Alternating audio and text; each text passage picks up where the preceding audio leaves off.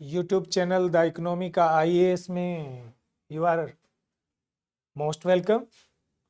As we are started here our interview test series for the 2023 students, a number of students are going to be appear and you will be the next one. That is why you should also go through our this YouTube channel. That will be better of you in coming preliminary as well as mains examinations 2024, and finally it will be also helpful in present interview 2023. The student last I discussed in my interview series 5 some point up to the tax revenue collection of the government of India. Today I started it from India's paid its growth duties in previous decade. Number first, core debt of India's private non-financial sector. As you can see, this debt of India represent in term of percentage of GDP. As I discussed that in December 2010, it was the highest 113.6% of GDP. I like to attract your attention towards the suggestion given by 15th Finance Commission. As you know, under the chairmanship Pangadia, 16th Finance Commission also constituted by the government of India. It will give the recommendations from 2026 to next 5 years up to 2031. And what the 15th Finance Commission's advice to the government of India, that India's total debt should not more than 45% of its GDP, 45% of its GDP.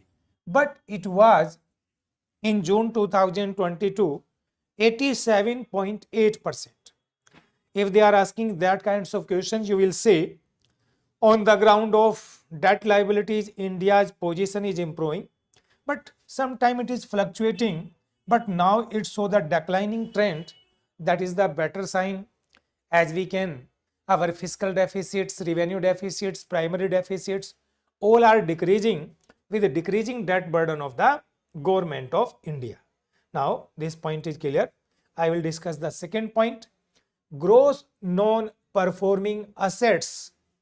As I discussed in my previous lecture also, that what I discuss, our non-performing asset in 2023, they are decreasing in December 2023, the data given in the Hindu newspaper, and it was only 3.6%. What does it mean? If you consider the March 2018 or March and September in 2018, in between, our non-performing assets are consistently declining.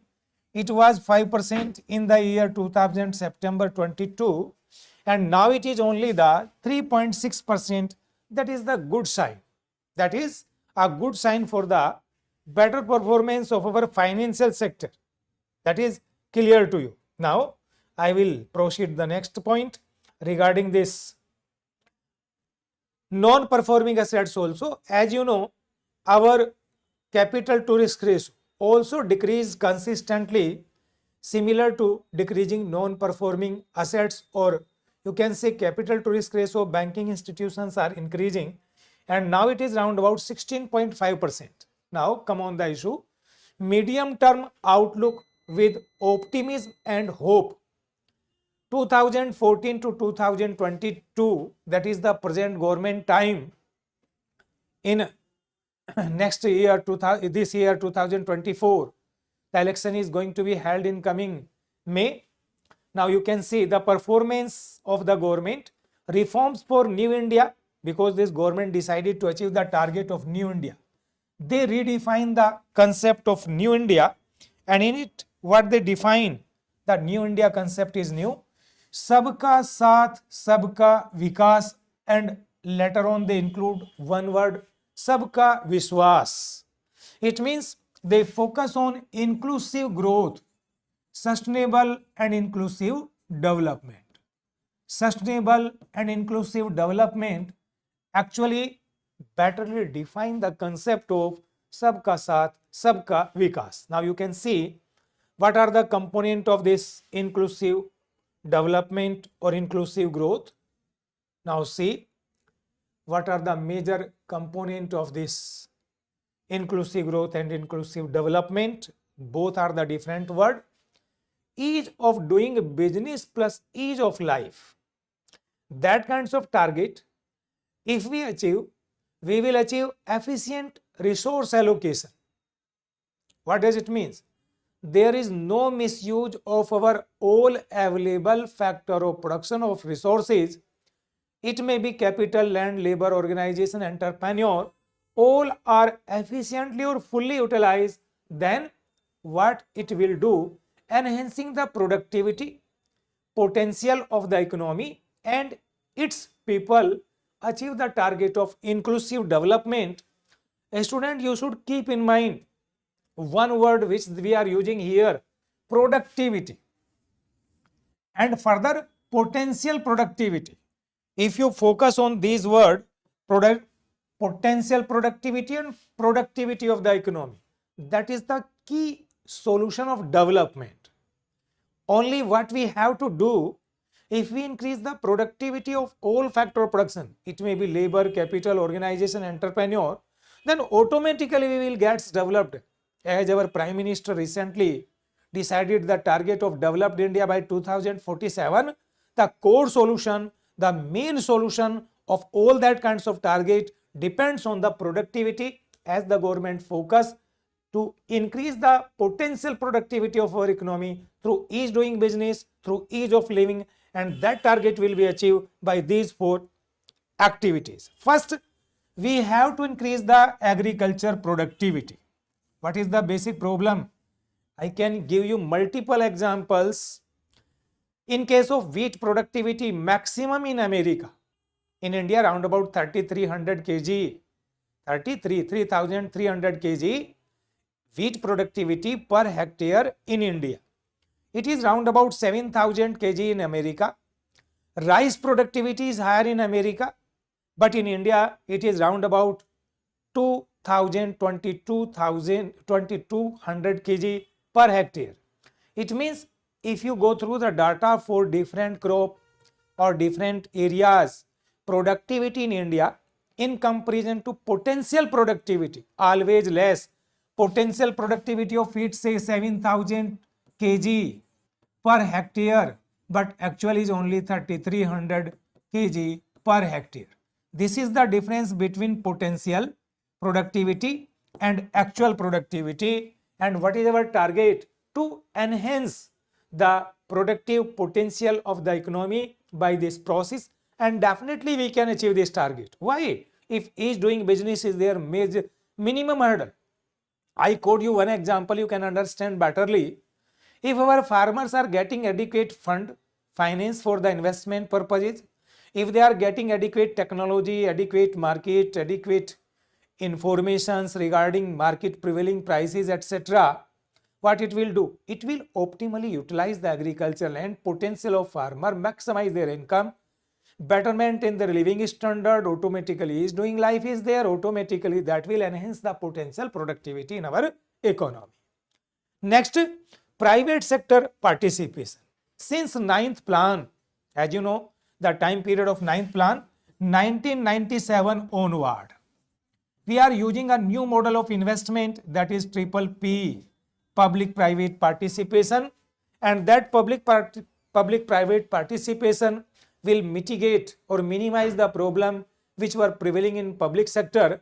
Primarily there is the more delay in the public service delivery, in the completion of different kinds of development project because of deficiency of managerial skill, because of other kinds of political problems. There are multiple problems in our public sector enterprises, but since then 1997 onward, our government are motivating the triple P model, means public private participation, private capital, private entrepreneurship, private market strategy, etc., for the betterment of economy. And if we further facilitate the private sector participation in our economy, then definitely what it will do? It will achieve the target efficient resource allocation or productive potential utilization.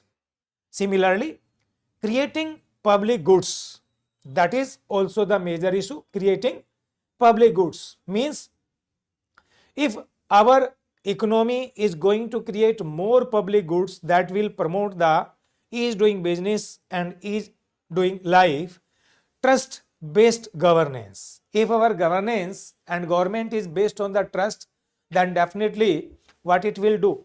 It will achieve the target of enhancing potential productivity of our economy. That kinds of target will be achieved by the government. Now come on the next issue, that is, you can see are different schemes which were implemented by the government of India 2014 onward, that is Bharat Mala, road to prosperity. The main constraints, as you know, out of total road national highway round about 2%, but more than 70% transportation facilities provided by the road, but further government enhancing the availability of good quality national highways through the Bharat Mala scheme. Similarly, Aadhaar eKYC that will ease doing business, ease life, etc. because we can achieve all desired work within the shortest time period. Similarly, Pradhan Mantri Jan Dhan Yojana, as you know, that is the one pillar of inclusive development, and if we achieve the target, as you can see the data, number of persons who are opening their accounts under Pradhan Mantri Jan Dhan account, they are increasing consistently. They are better off the economy in two ways. One, they are depositing their excess money in the banking institutions, which is increasing the savings of the government of India, and in this way enhancing or increasing the investment in our economy. Secondly, these peoples, assetless peoples, poor peoples, marginalized section are availing the banking facility and they are doing their self-employment through the different economic activity. In this way, one side increasing investment, other side increasing output will enhancing the growth rate of our economy. As you can see, GST, goods and service tax, that is also a good taxation system in India based on value addition taxation. In this way, it is minimizing the tax burden on consumer and dispersing the tax burden on different agents of production, and these different agents of production will give this GST to the government from their profits. In this way, one side the disposable income of the society will increasing, which is increasing actually, and in this way increasing aggregate demand enhance the growth rate. As you can see, recently economic survey also explain it, that present boosting growth rate of India because of high consumption level, that is 60% of our GDP. Increasing consumption is why, because of since the GST implementation, decreasing tax burden on consumer, increasing their disposable income. You can see if Y minus T, that is disposable income, tax burden is decreasing, disposable income is increasing, consumption will increase, that will increase the aggregate demand. In this way, increase the investment and output of our economy. That is the phenomena which is taking place after the implementation of GST. I am not saying this one. That kinds of study given by International Monetary Fund, and after the implementation of GST, the growth rate of Indian economy first boost up, but some extent it began to adversely affect the micro, small, medium enterprises, but later on government rationalized the GST so that we can boost up the development of all economy as an inclusive development. Sagarmala. Sagarmala program was for the waterways development. As you know, if we have the good quality waterways facilities, airways facilities, roadways facilities, railway facility, then definitely it will minimize the constraints in the transportation mean and boost up the growth rate. Similarly, government also started the Sagarmala program. Gati Shakti mission, that is also for the boost up of the development of our economy under this Gati Shakti mission. And UPI, that is the payment system, taxation system, it will minimize the time lag in the implementation of different policy. For in case of poor sections, we can what we can do ji, we can transfer the benefits of poor directly in their account.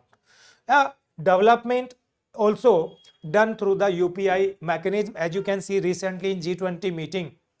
Foreign visitors, developed country are observing how in India shopkeeper like a vegetable seller, like a rickshaw puller are getting his payment through the UPI.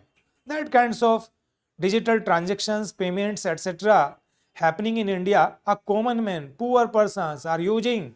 What it is doing? It is doing the life. You can see improvement in physical infrastructure. If I code you the part of physical infrastructure one by one, you can understand easily. The national highways in kilometer per day construction was in 2011 100 kilometer, in 2014 129 kilometer, in 2020 187 kilometer. Speed up.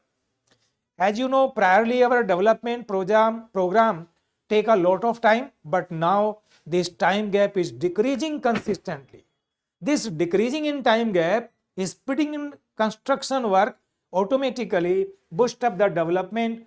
Railway tracks construction, as you can see in 2011 100 kilometer per day, in 2014 113 kilometer 3 kilometer per day, in 2020 114 kilometer per day. That is also speed up by the government. Similarly, cargo handling capacity of ports MTPA, which was 100 in 2011, 180 in 2020. Electricity installed capacity also increased from 100 kilo megawatt to 140 kilo megawatt in 2014 and 215 kilo megawatt in 2020. That kinds of development we see in our economic development process.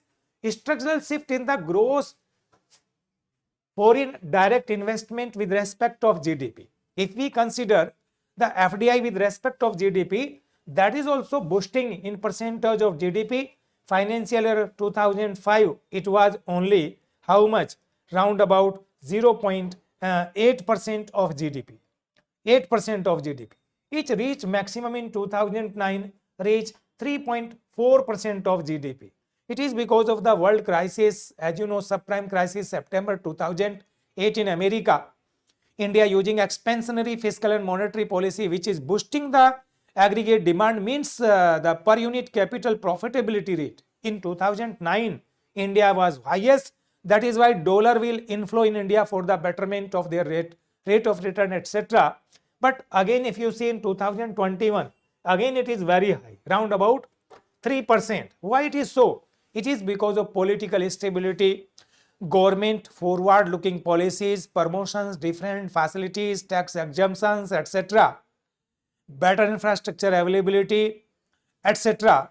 provided by the government that are attracting more foreign investment in India. Student, I will proceed this lecture tomorrow further. Till this point you analyze and understand so that you can boost up your coming. I further explain you, give you one point. You should go through our YouTube channel, the Economica IAS, because I am going to further explain on this day-to-day current economy, so that you can do in your interview best Economica IAS. This is our YouTube channel. If you go through this one, you will better off, definitely improve your current event regarding economy. Thank you.